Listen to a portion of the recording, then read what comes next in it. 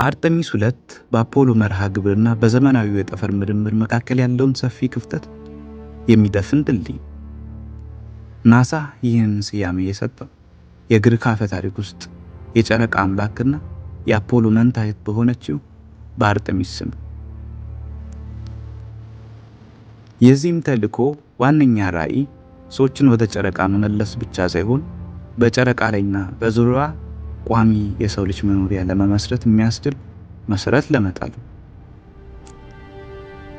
ይህም ወደ ማርስ ለሚደረገው የቀጣይ ትውልድ ጉዞ እንደ መፈተኛ መድረክ ያገለግላል።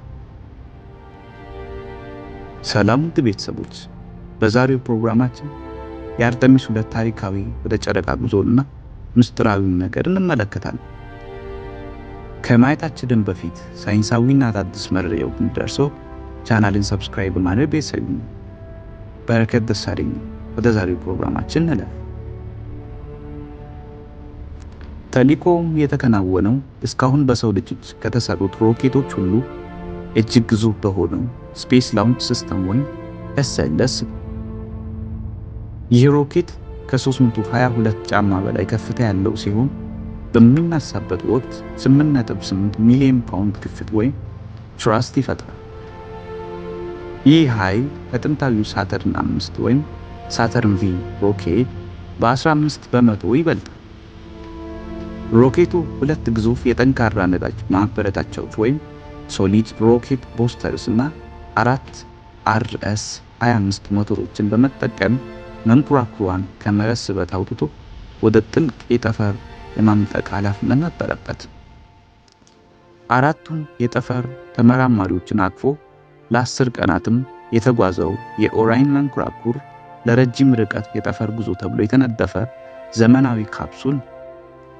ይህ መንኮራኩር የላቀ የጨረር መከላከያ ወይም ራዲዬሽን ሺልዲንግ፣ የህይወት ድጋፍ ሰጪ ስርዓቶችንና ራሱን የቻለ የማውጫ ቁልፎች ወይም አቮይንክስን ይዟል። ከካፕሱሉ ጀርባ ያለው የአውሮፓ አገልግሎት ሞጁል ወይም ዩሮፒያን ሰርቪስ ሞጁል ለመንኮራኩሩ አስፈላጊ የኤሌክትሪክ፣ ውሃ፣ ኦክሲጅንና የሙቀት መቆጣጠሪያ በማቅረብ ረገድ ቁልፍ ሚና ተጫውቷል። አርጤሚስ 2 በታሪክ ለመጀመሪያ ጊዜ የተለያዩ ማህበረሰቦችን ያቀፈ ውስብስብን ወደ ጨረቃ ልኳል። አዛዥ ሪድ ዊስማን፣ አብራሪ ቪክተር ግሎበር፣ የልዑካን ቡድን አባላት የሆኑት ክርስቲና ኮፕ እና ጀርሚ ሃንሰን ለዓመታት ከፍተኛ ስልጠና ሲያደርጉ ቆይተዋል። ስልጠናቸው ከመሬት ቁጥጥር ጣቢያ ጋር ያለውን ግንኙነት፣ በመንኮራኩሩ ውስጥ ሊፈጠሩ የሚችሉ ብልሽቶችን የመጠገን ጥበብና በከፍተኛ የፍጥነት ጫፍ ወይም ጂ-ፎርስ ውስጥ የመቆየት ብቃትን ያካተተ ነበር። ጉዞ የተጀመረው በኬኔዲ ስፔስ ሴንተር የመነሻ ሰሌዳ 39 ቢ። መንኮራኩሯ መጀመሪያ በመሬት ዙሪያ በዝቅተኛ ምህዋር ወይም ሎው ኤርዝ ኦርቢት ለጥቂት ሰዓታት ቆይታለች።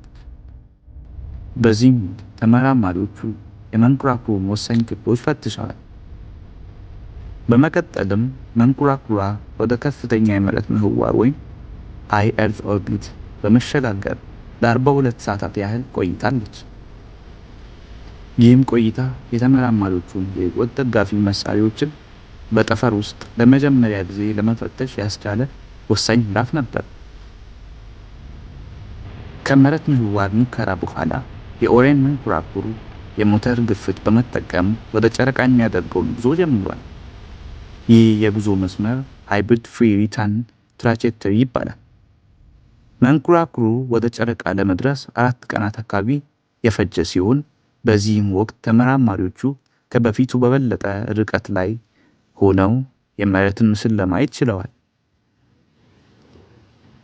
እንዲሁም በጠፈር ውስጥ ያለውን የጨረር መጠንና የተመራማሪዎቹን የጤና ሁኔታ የሚከታተሉ ሳይንሳዊ ሙከራዎችም ተከናውነዋል። አርጤሚስ 2 ጨረቃ ላይ አላረፈም።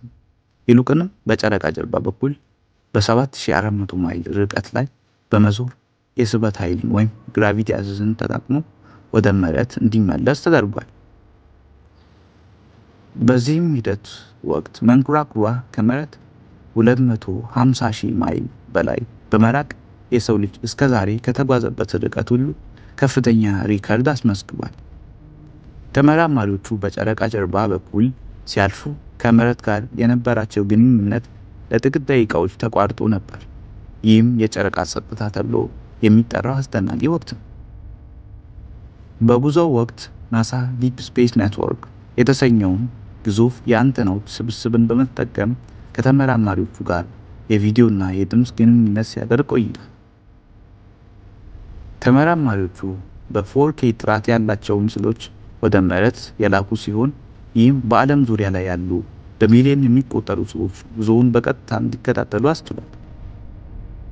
በተለይም በጉዞው ወቅት የታየው የፀሐይ ግርዶሽ በከፍተኛ ጥራት የተቀረጸ ለታሪክ እንዲቀመጥ ተደርጓል። ወደ መሬት በሚመለስበት ወቅት የኦራይን ካፕሱል በሰዓታት 25000 ማይል በሚያክል ከፍተኛ ፍጥነት ወደ መሬት ከባቢ አየር ውስጥ ገብቷል። በዚህም ወቅት የመንኮራኩሮች ክፍል ሙቀት እስከ 5000 ዲግሪ ፋራናይት ወይም 2760 ዲግሪ ሴልሺየስ ደርሷል።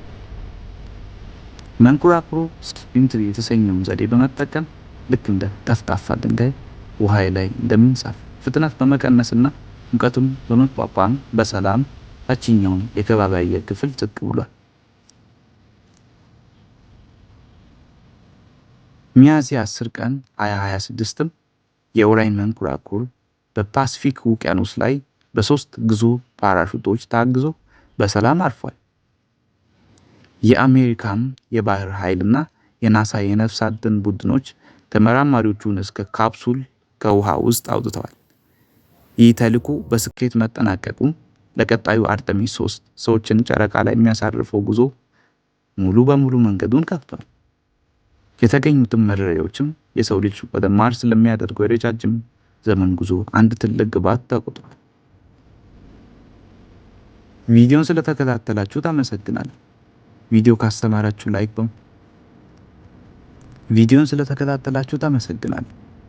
ካስተማራችሁ ላይክ በማድረግ ሀሳብ ካላችሁ ኮመንት ላይ በመጻፍ ቻናልን ሰብስክራይብ በማድረግ አበረታቱ። በቀጣይ ቪዲዮ እስክንገናኝ ሰላም።